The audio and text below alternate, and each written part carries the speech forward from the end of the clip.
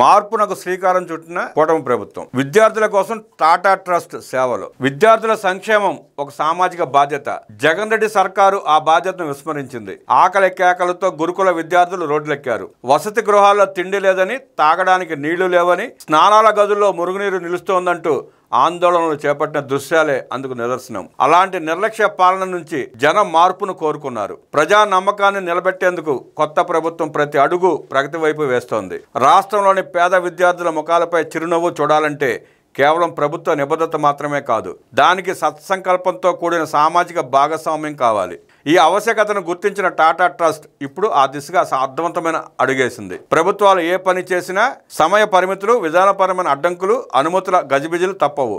కానీ సమాజంలో మార్పు తెచ్చే దిశగా కార్పొరేట్ సంస్థలు ముందుకొస్తే ఆ ప్రగతికి వేగం వస్తుంది. ఇదే సత్యాన్ని రాష్ట్ర సాంఘిక సంక్షేమ శాఖ తాజా యత్నం నిరూపిస్తోంది. ఇటీవల రాష్ట్ర సచివాలయంలో నిర్వహించిన సాంఘిక సంక్షేమ శాఖ మంత్రి డాక్టర్ డోలా బాల వీరాంజనేయ స్వామి టాటా ట్రస్ట్ ప్రతినిధులతో కీలక సమావేశం నిర్వహించారు. మన గురుకులాల్లోని ఎస్సీ సంక్షేమ వసతి గృహాల్లోని విద్యార్థులకు శుభ్రమైన నీరు, ఆరోగ్యకరమైన వాతావరణం ఎలా కల్పించాలి అనేది ఆ సమావేశానికి అజెండా అంశమైంది. తాగునీటి శుద్ధి కోసం ఇన్లైన్ క్లోరినేషన్ టెక్నాలజీ, అలాగే సీవేజ్ ట్రీట్మెంట్ ప్లాంట్స్ ఏర్పాటు విషయంలో సహకారం అందించేందుకు టాటా ట్రస్ట్ ప్రతినిధులు ముందుకొచ్చారు. మురుగునీటిని శుద్ధి చేసి తిరిగి ఉపయోగించడమే కాకుండా ఆవరణ పరిశుభ్రతను కాపాడే ప్రణాళికకు పురుడు పోశారు. అదే ఇప్పుడు విద్యార్థుల ఆరోగ్యానికి మేలు చేస్తోంది. ముఖ్యంగా మురుగునీటి నిల్వ వలన వచ్చే డెంగ్యూ, టైఫాయిడ్, కలరా వంటి వ్యాధులకు అడ్డుకట్టు వేయడం ప్రధాన ఉద్దేశం. తొలి దశలో కుప్పం, కొండపి నియోజకవర్గాల గురుకులాల్లో ఈ ప్రాజెక్టును పైలట్ గా ప్రారంభించనున్నారు. ఈ నమూనా సఫలమైతే రాష్ట్రంలోని అన్ని వసతి గృహాలకు విస్తరించేందుకు ప్రణాళిక సిద్ధమవుతోంది. విద్యార్థుల ఆరోగ్యం నీటితో మాత్రమే కాదు, ఆహారంతోనూ ముడిపడి ఉంటుంది. అందుకే ట్రస్ట్ మరో స్ఫూర్తిదాయక నిర్ణయం తీసుకుంది. గురుకులాలు, వసతి గృహాల్లో వంట చేసే సిబ్బందికి నాణ్యమైన పోషక విలువలున్న భోజనం తయారీపై ప్రత్యేక శిక్షణ ఇవ్వడానికి టాటా ట్రస్ట్ ముందుకొచ్చింది. ఇది కేవలం వంట తరగతి కాదు, విద్యార్థుల శారీరక అభివృద్ధి, మానసిక చైతన్యానికి పెట్టుబడి. ప్రభుత్వం తీసుకున్న పోషకాహార పథకాల సరసన ఇది చేరితే ప్రతి విద్యార్థి తినే భోజనం ఆరోగ్యానికి ఆయువుపట్టు అవుతుంది. ఈ చర్చల్లో మరో ఆసక్తికర అంశం ప్రస్తావనకు వచ్చింది. Zero budget natural farming.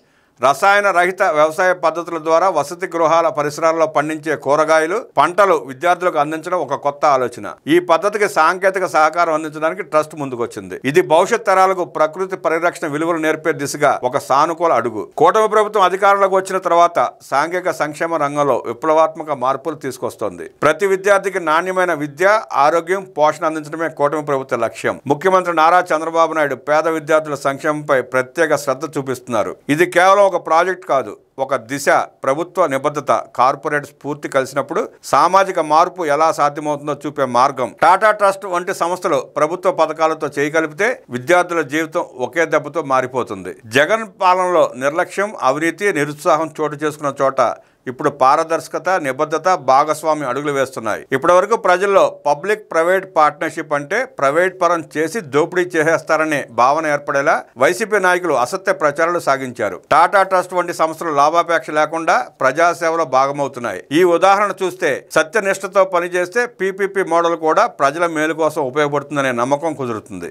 ఇది ఒక చిన్న అడుగు అనిపించినా దీని ప్రభావం మహత్తరంగా ఉంటుంది. శుభ్రమైన నీరు, పరిశుభ్రమైన వసతి గృహాలు, నాణ్యమైన ఆహారం, ప్రకృతితో స్నేహం, ఇవన్నీ కలిస్తేనే సమాన అవకాశాలతో కూడిన సమాజం ఏర్పడుతుంది. టాటా ట్రస్ట్ వంటి సంస్థల అండతో ప్రభుత్వం విద్యార్థుల సంక్షేమ దిశగా ముందుకు సాగుతుందంటే అది కేవలం పాలనలో ఒక నిర్ణయం కాదు, భవిష్యత్తుకు పెట్టిన విత్తనం. సత్సంకల్పంతో నాటిన విత్తనం మొలకెత్తడం ఖాయం. రేపటి తరాలు ఆరోగ్యంగా, జ్ఞానంగా, న్యాయంగా ఎదగడం ఖాయం.